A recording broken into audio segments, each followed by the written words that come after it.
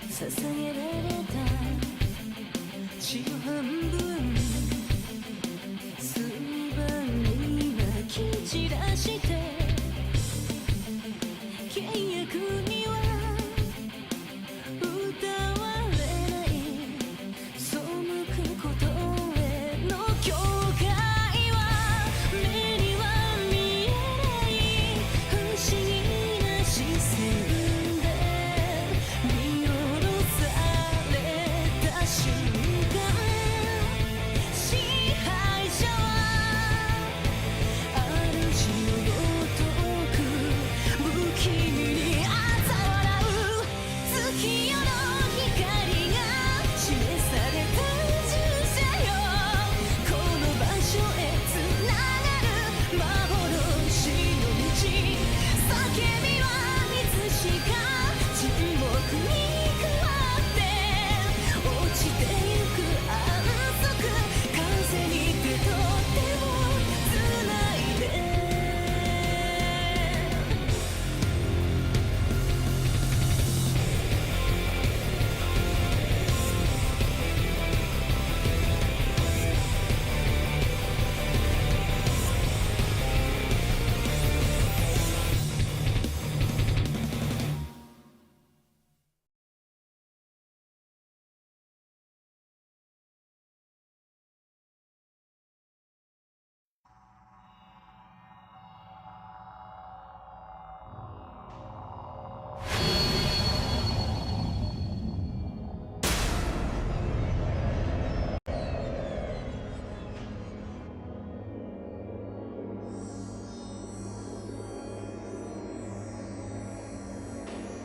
All right, hey people, welcome back to my stream, and it's 11:21, so probably like an hour or two. I think it was 2 hours since I did ISS route. That was a really long grocery. Oh wait, I also ate dinner, right? Oh yeah, I ate dinner. Okay, so that's why it took so long. Anyway, yeah, so we're gonna do Kozue's route, and yeah. Let's get started with Kozue's route. So, like, as always, we start at the beginning.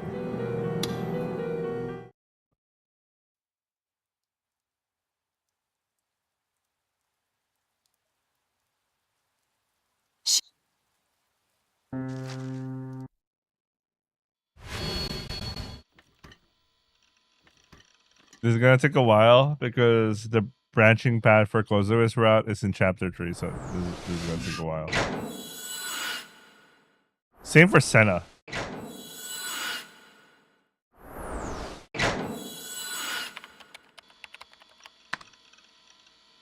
So yeah. This will take a while. I'll see you guys until chapter 3-ish.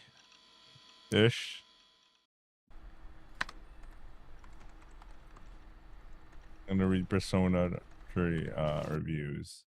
The new one at least.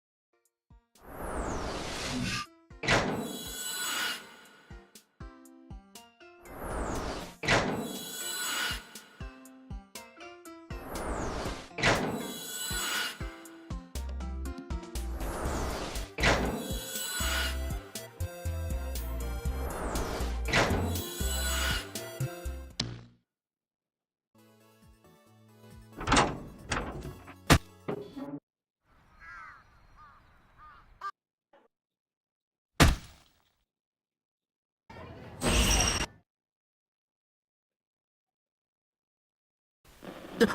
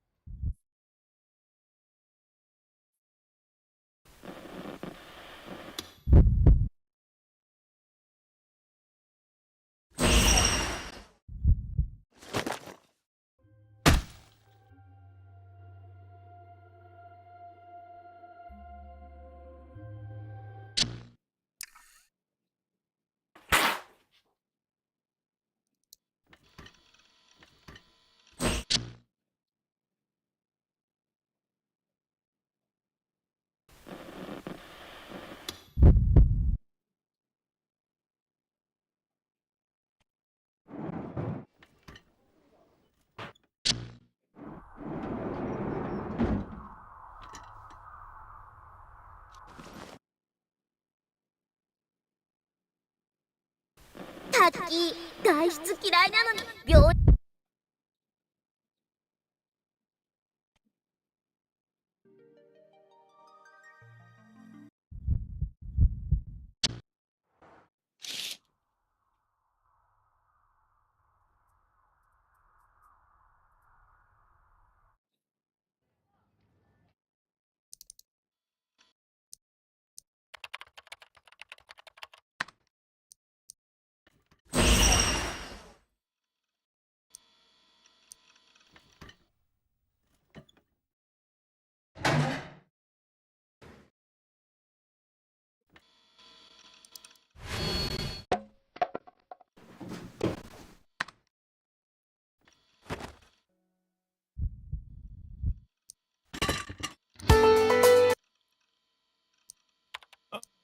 The first few notes, man.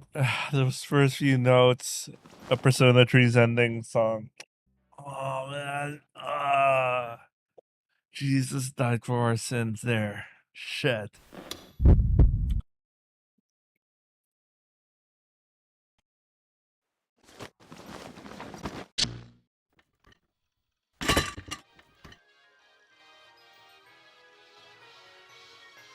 Ne, ナイトハルト。僕はいつでもお前を見てるんだ。 It's gonna take a while before we reach that stuff. So we're also gonna do the same for Senna tomorrow. Yo, it's Vesimoto.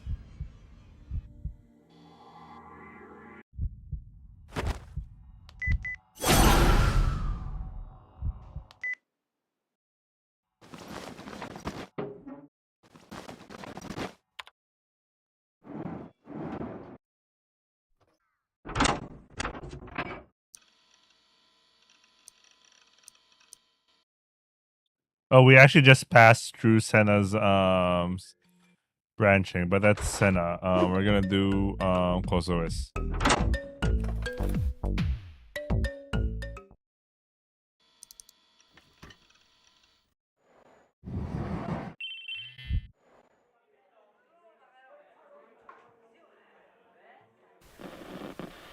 There we go. Here we go. Let's start. All right.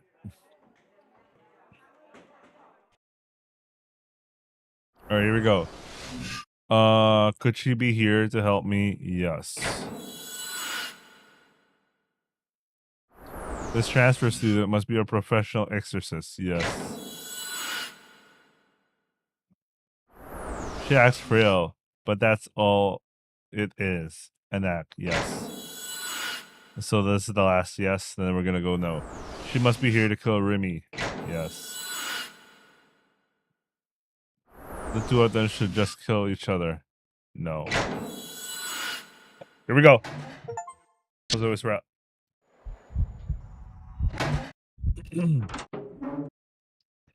All right. Not yet. We're gonna just keep waiting on that to happen.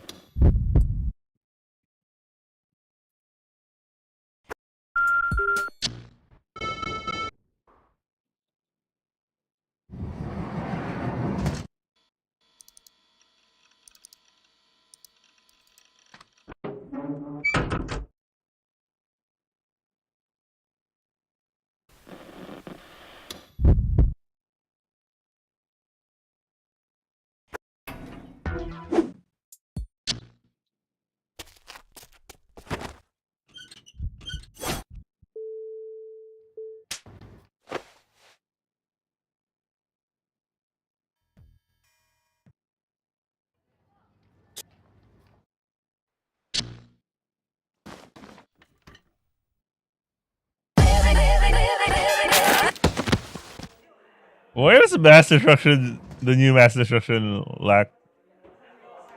Anyway, it's just the first few. I'm gonna listen to the new version of mass destruction.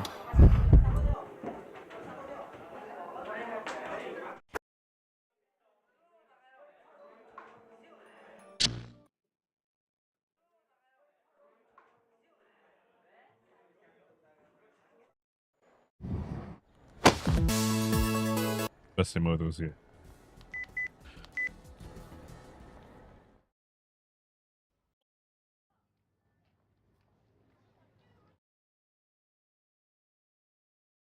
My phone went.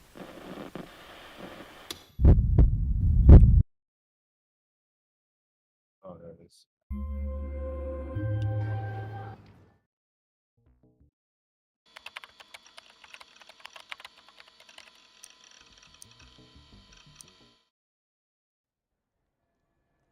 Oh, here we go.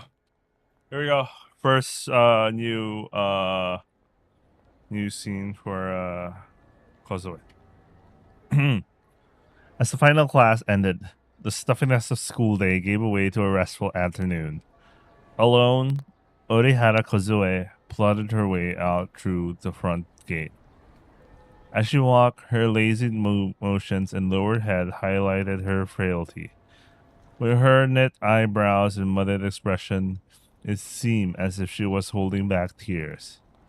Having just transferred schools, Kozue felt isolated from her peers. However, that was only natural for her. She would rarely, no, would never speak. Even when called on by a teacher to solve a problem or read from a book, she would just fidget on her seat, tears welling in her eyes. Not a single person in the class had ever heard her voice, neither student nor teacher. Kozue constructed walls between herself and them, and those made curious by the novelty of a transfer student was quick to drift away. Even then, one or two inquisitive classmates were still determined to speak with her, but she had no desire to open her heart to them. Still, she never felt that her situation was particularly urgent. Even though it was only one person, she did have a friend, an older girl who was not in her class. Given that Kozue was new in town the girl was the only person in all of Tokyo that she could confide in. Other than her, she felt that she did not need to make friends. She did not need to get along with her classmates. All she really wanted was to continue living her quiet life. On this evening at Shoto Park, one could hear the sounds of children playing alongside the pond's bank. A boy happened to pass right by Kozue on the trail along the waterside. In his hand, he held a petite mirror that displayed the face of its owner. Two housewives, likely the mothers of the children at play, were chatting on a bench. Kozue could hear their voices clearly. 三面鏡の怪奇ビデオっていうのがものすごく怖いのよ。あら、そうなの？私それ知らないわ。でも三面鏡って？ Bro, this is PTSD for her, considering her fear in life are related to mirrors. ほらあれよ、鏡3つ並んでるやつ。 Agami. ああ、鏡ね、三面鏡。それでどんな怪奇ビデオなの？ Agami and Tsukasa. Anyway, Kozue stopped dead in her tracks near the bench. Her forehead became sickeningly slick with sweat. The woman put their talk on pause, glancing questioningly at the odd girl before them. Suddenly becoming aware of herself, Kozue rushed away from the park. Kagami. For Kozue, they were a source of great psychological trauma. Not wanting to recall the past, she frantically fought to keep the memories from flooding her mind. She told herself that she was overthinking it, and again continued walking toward the station. As she approached the front of Bunkamachi, her eyes were assailed by light, a glaring and radiant light. Kozue shivered in fear. So many times in the past she had been assaulted like this, by reflections in the mirror. Her mind overflowed with panic, unable to hold down her nightmarish past any longer. Was it a coincidence, or was she being targeted? She looked all around, praying it was just a misunderstanding. A short distance away, a white station wagon came to a stop. A man leaned out of the driver's window. In his hand was a mirror. He seemed to be adjusting its angle. The light struck Kozue's eyes again and again. Frightened, she raised her hands to block the light, dashing across the pedestrian scramble in order to escape. Her mind ran rampant with terror and disorder.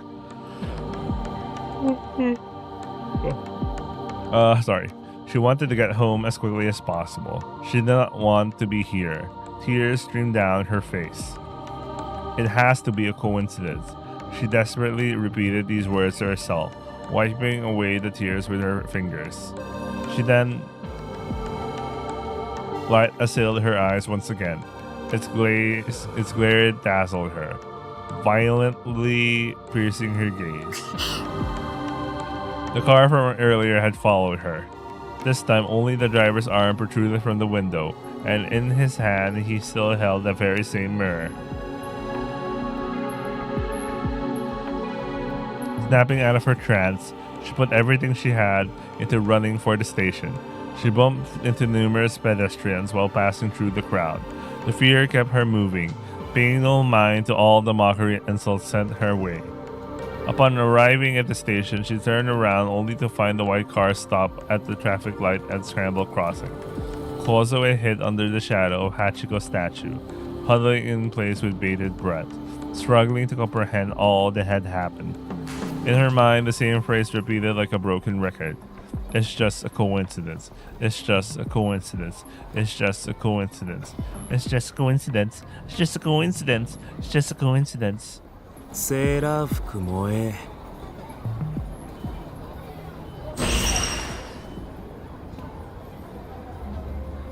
Startled by the voice, she lifted her head. A man seemingly a college student stood by Hachiko's statue, as if waiting for someone. He stood alone, his back turned to Kozue, and spoke into the phone pressed against his ear. His voice echoed in her head. That sailor suit was so hot, it was on fire.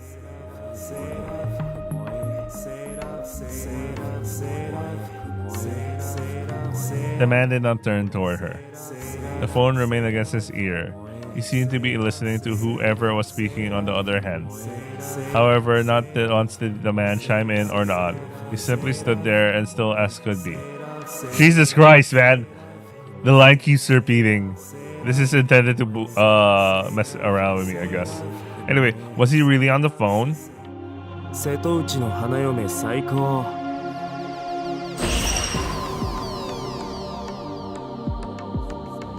The voice echoed once again.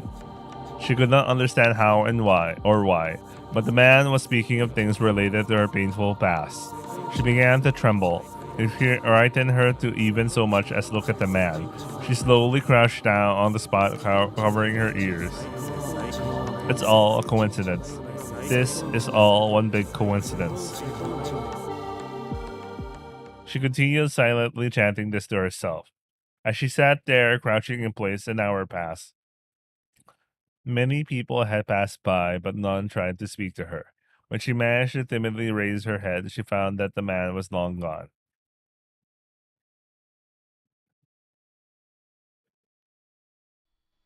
All right. Don't have to worry about this for now.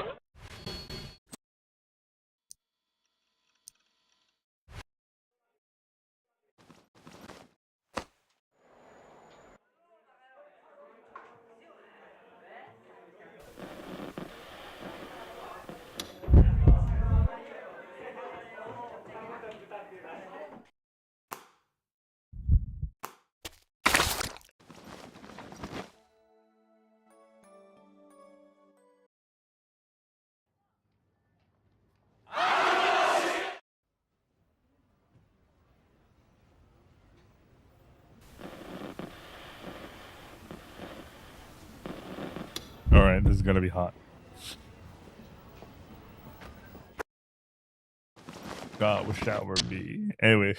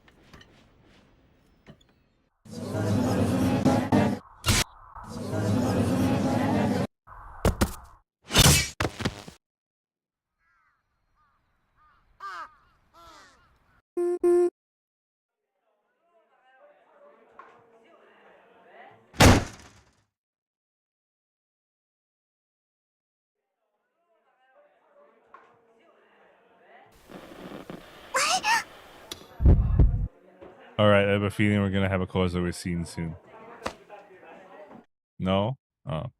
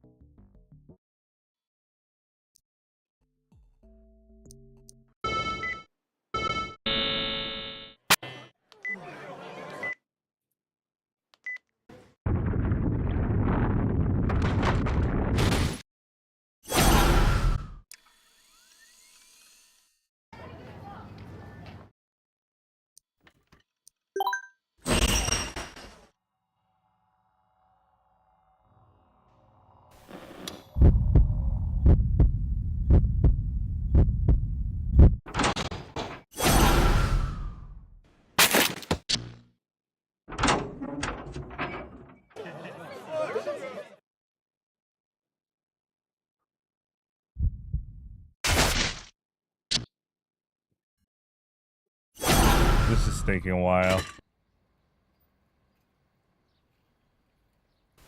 お前だ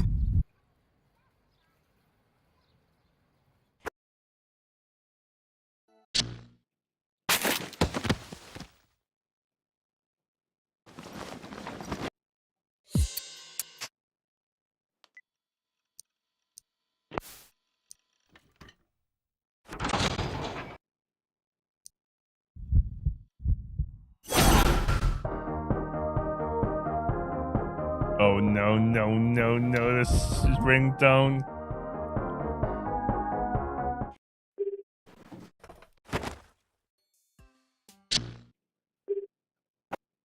What's in the box? What's in the box?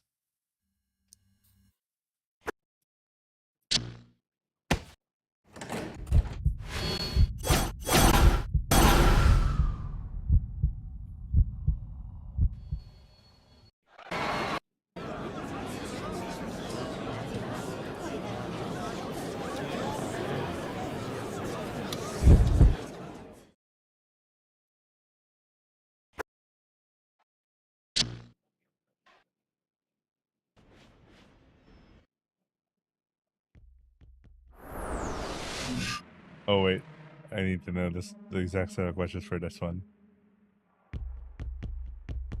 Yes. I distinctly saw a sword. Yes. No.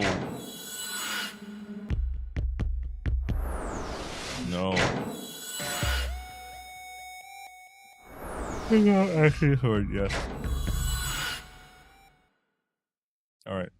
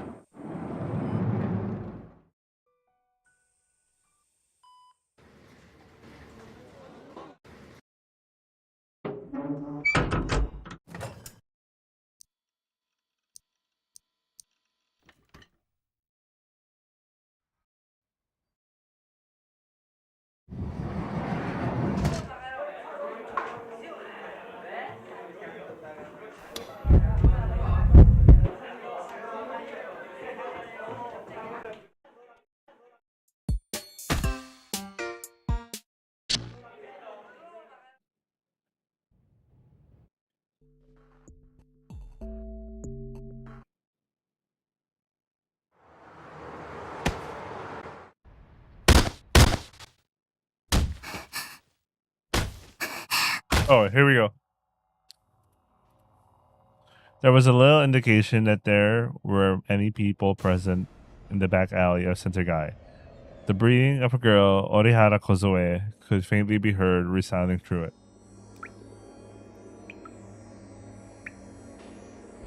She cradled a gargantuan sword, or perhaps it was not a sword. Its unique shape brought its identity into question. It was more akin to a snowboard. The sharpness of the blade could not be compared to one. However, its surface was stiff, and it exuded a brutish aura. Wielded against another person, it could slice through them with ease, all while grinding every bone in their bodies to dust. Maroon blood trickled down the blade, clinging to its edges. A young man in front of Kozue attempted to crawl away. Despite the puddles of filthy water, he tried desperately to get even a little bit further away from her. Kozue's face held a brilliant grin as she stared at the man.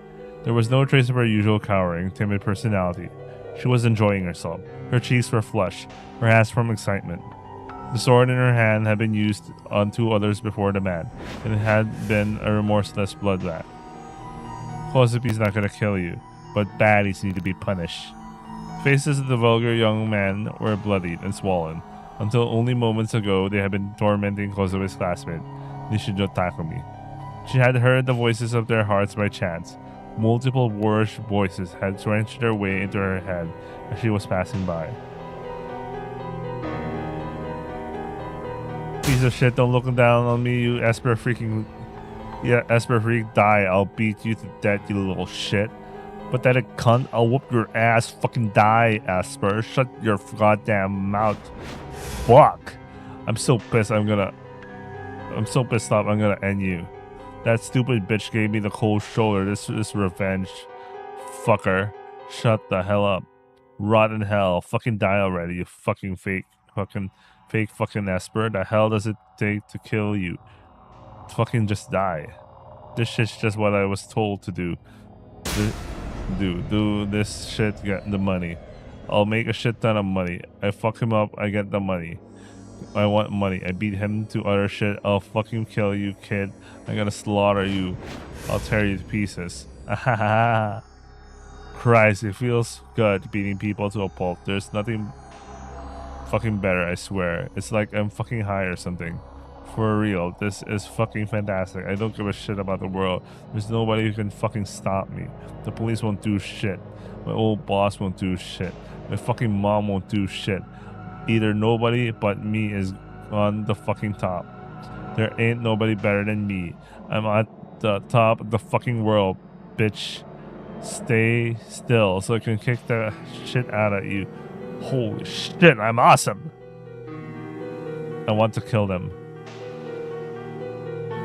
From the cluster of voices formed from Burbae's hearts, a single voice of rage and hatred rose above. Recognizing the heart's outcry as Takumi's, Kozue had come running to where he was, and she had then attacked the bad men. One more person and justice would be dealt. The threat to Nishijo Takumi and herself would be eliminated. For that reason, Kozue refused to let the young man crawl away. There would be no escape. I take it back. I'm sorry. I'll die. I'm gonna die. You fucking kill me. I'll die. I'll die. I'll die. I don't want to die. It's not fair. Don't kill me. Don't kill me. Don't kill me. I'm gonna fucking die. My guts will spill everywhere. I don't want to fucking die. I want to keep living. I want to live a good life. I want to do all the stuff I always wanted to do. The young man's heart frantically pleaded for mercy. Kozue's wide smile did not fade. Oh man. We finally saw the dark side of Kozue. She gripped him by the back of the head, grabbing a fistful of hair and forced him upright.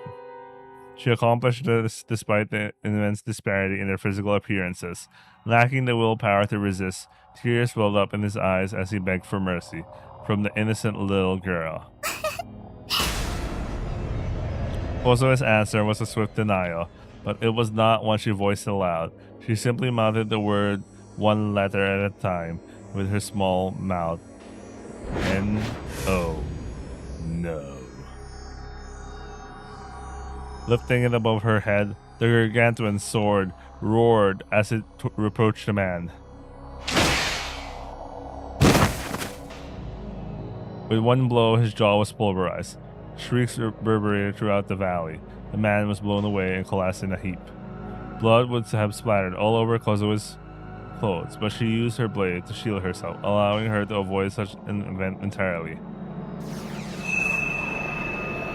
With a nod of satisfaction, Kozue erased her sword. She then glimpsed at Nishijo Takumi, who was collapsed in the corner of the alleyway.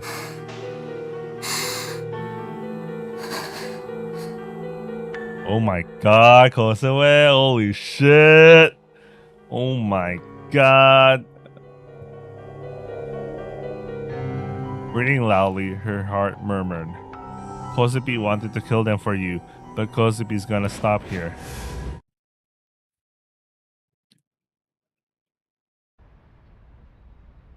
Alright. So it's confirmed that Kozue is the one who beat the guys. Because in the anime, I don't know why, but they showed Takumi starting to get his D sword while he was being beaten up.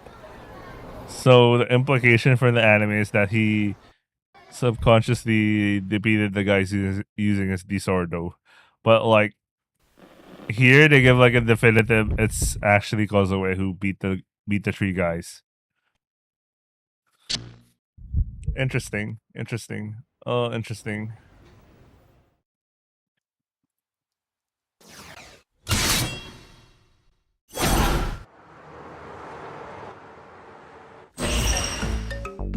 Uh.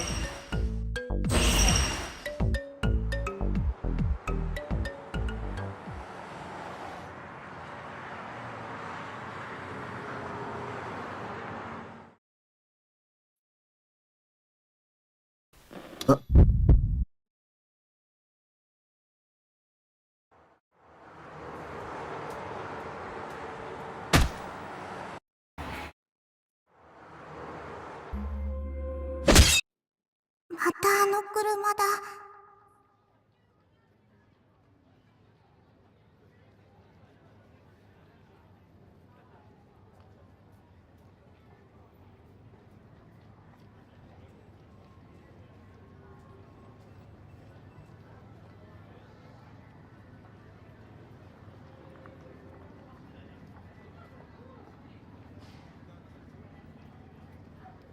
All right, let's continue. I got distracted. I'm actually kind of sleepy. You know, I guess it ain't so bad if I like ended early. I mean, could still continue this route.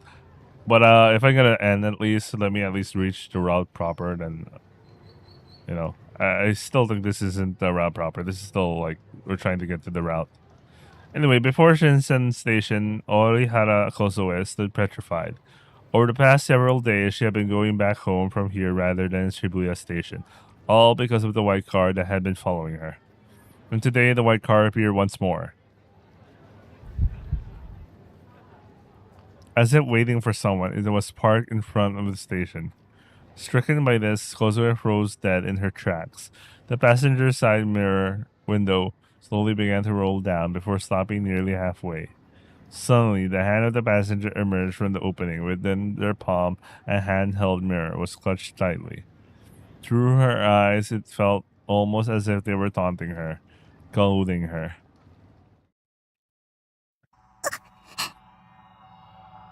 The raw terror alone made her feel as if she may stop breathing at any moment. Refusing to wait even a moment longer, Kozue whipped around and took off running. Focused entirely on her attempt to get away, she had no capacity to maintain proper footing, falling and scraping her knees many times as she sprinted. Upon reaching Miyashita Park, she took refuge on a bench, continued trembling well into the night. However, she could not afford to embrace her knees forever. Despite her fears, Kozue decided it was finally time to make her way back to Shibuya Station.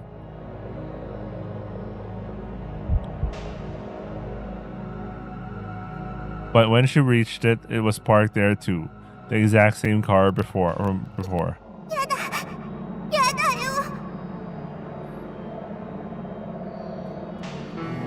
Though she had no destination in mind, she bolted once again. Tears poured down her cheeks with no end. That was all that filled her mind. Who could possibly be in that white car? What could they possibly hope to gain by harassing her? When she came up to her senses, she realized that she found her way back to Shinsen Station. Given that the car had been at this very station earlier, the last thing she wanted was to return to it. Taking her chances, she entered the unfamiliar narrow alley. Due to the lack of streetlights, the area was incredibly dim, something that only served to magnify the already intense dread in Kozue's heart. But at this point, Kozue was already drained. She did not have the energy to continue running. Wiping away her tears, she kept up her desperate struggle, stumbling every other step of the way. And right when she thought she was about to hit the main road, the white car passed right in front of her. Kozue was shocked by its sudden appearance. It had traveled approximately 50 meters away from Kozue, before stopping on the shoulder of the road. Its hazard lights flickered into life. Oh my god, man. This is next level. Yeah, I'm pretty sure it's a member of those guys in the church, but holy shit, man. They were straight up just I mean, okay, I don't know if their side is aware she is already like she's a giglomaniac with a disordo, but they're probably they're causing her to go paranoid. It's like I think they're fully aware because the incident that happened to her was like her classmates' hands were cut off and all. So, anyway, she lost all willpower to run. No matter where she ran, they would always find her. As if it were reading her mind, the car would always anticipate where she would be. Sinking into the ground, she cradled her head in her arms. Within her heart, she cried out for salvation, but in the end, not a soul came to her rescue. Even as Kozue began to stagger away in a fit of tears, the vehicle remained parked, and to the very end, whoever was inside made no attempt to show themselves.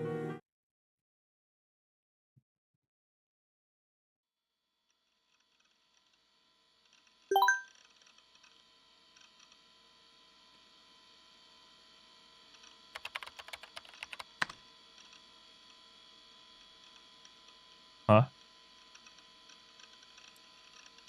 This isn't skippable? What the fuck?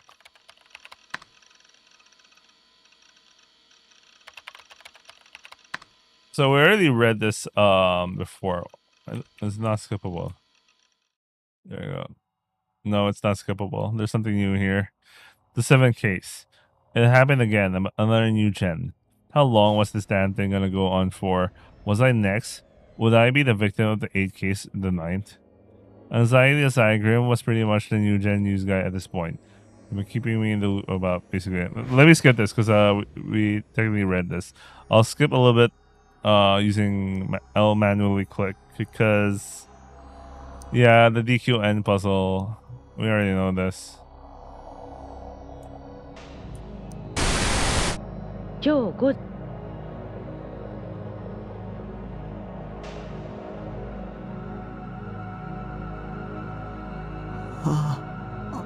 昨日僕に絡んできた。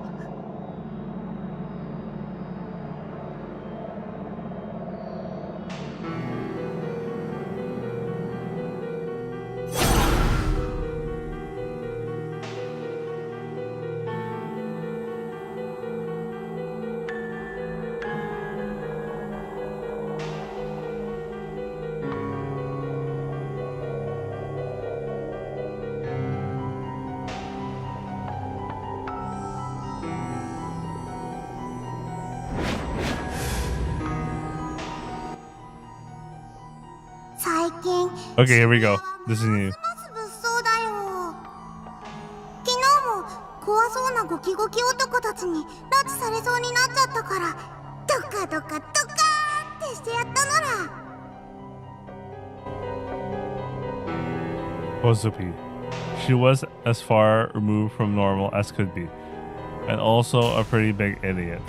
But because of that, something told me that if I had to depend on her, she might actually hear me out. Alright, this is a new scene. Upon entering the classroom, I looked toward Remy's seat. There was no one there. Next, I looked over at Kozubi's seat desk. She was in her seat, face down and huddled up. Morning, Kozue. I didn't make eye contact, but I greeted her with my inner voice. The female DQNs were watching me, smirking cunts. It was no different than yesterday. They all already labeled me that otaku freak who said he was a psychic and made an ass of himself on TV, and that label wasn't going away anytime soon. The male DQNs didn't seem to have arrived yet. It was pretty common for them to skip first period, and that was fine by me. Missumi-kun nearly tossed a glance in my direction, not caring enough to greet me. All ties between us were pretty much gone at this point. Then again, it was already pretty strange that he and I had ever been friends at all. Taking a seat, I pretended to fall asleep, and then I called out with my mind. All right. So in this route, they don't end up. Misumi doesn't urge him to visit ISS. So here he reaches out with Kozubi. Let's continue reading. Kozubi, can you hear me? なんでしょう I need your help. If I don't get help fast, someone is going to kill me. 殺されちゃうの Yeah, that's why I want you to protect me. You can use your Disordo. うーんそれよりそれよりたくみさんコズピーのことバカそうって思ってるでしょ Nesha. Oof, expose. おいやっぱりたくみさんひどいのそれにコズピーはね誰でもドカバキってするわけじゃないよ Wait, you know what? I am so tired and sleepy, and then I'm reading Kozubi's like her manner of speech. My brain is like in a. I'm kind of close in the like. It's as if I was almost as if high, man. I'm close to the experience, man. What the fuck? No, I think it's Kozubi's manner of speech, man. It's her manner of speech. あのねコズピーはコズピーに悪いことしようとする人だけドカックシャペキーってしてあげるの Okay. Does everyone around me think I'm stupid? What is this? I'm just a poor innocent otaku who hadn't done anything wrong. All I want is just to shut myself inside my base and spend the rest of my life in there. I swear to God, it's like everything around me is screwing with me. What the hell? What did I do to deserve this? I've done nothing wrong. I'm a good person. DQNs, they're the bad ones, and Shogun too. Please, Kosubi, I need your help. Protect me from them. You even said it yourself the other day. Those cockroaches that say all those bad, horrible things to me, they're even more worthless than I am. 言ったかもかもでもねコズピーはその将軍さんって人知らないよ I know him all too well. He's this kid that looks like an old man. He rides around in a wheelchair, and one day he's going to show up out of the blue and kill me kill me right then and there. He's the one who stole Nanami away. そっかたくみさん大変なのね Wow, Izawi. Bro, my brain, my brain is dying. What? Is that really all you had to say? 殺したいけど殺しちゃダメってセナさんに言われてるなら Shit, even Kozubi was on better terms with Senna than I was. With my head still down on the desk, I gritted my teeth and clenched my fists. What do I do? There's no one I can turn to except Kozubi. Senna kind of scares me, and even if I didn't, I doubt she'll have any interest in helping the likes of me. The only one I could rely on was Kozubi.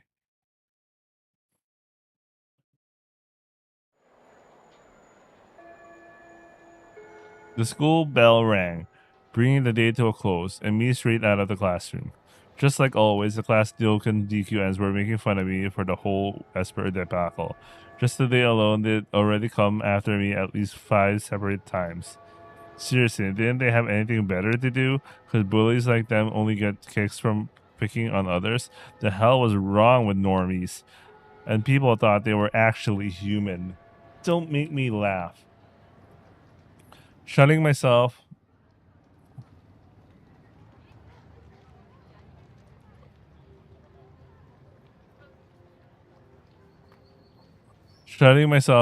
in my base to play ESO, immersing myself in a dazzling delusion with Seiratan. That was what made me happy. Very happy. God, I was so pissed off. So pissed off. In fact, I've been doing nothing but cursing out those DQN fucks inside my head the entire way home. たくみさ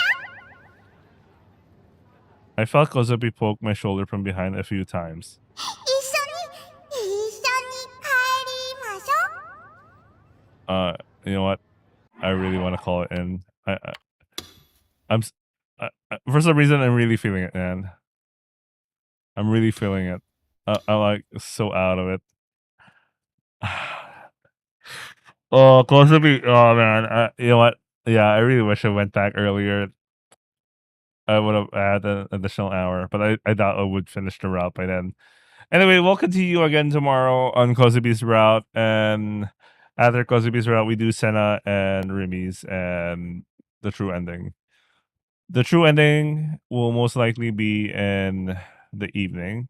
I'll try to do Kozubi's in the morning, then Senna, then I need to take a break, you know, do the usual morning stuff or cook my lunch and all that sort of thing, and you know, take a shower and I'll try to finish Rimi's. I'll try to start Rimi's after lunch immediately because I need to go out at around 4 o'clock anyway. So, and then I'll be back around 6. But I need to eat dinner, so I'll probably start the true end at around 8 or 7:30. Who knows? Anyway, I hope you guys enjoy watching, and we'll continue Kozue's route tomorrow.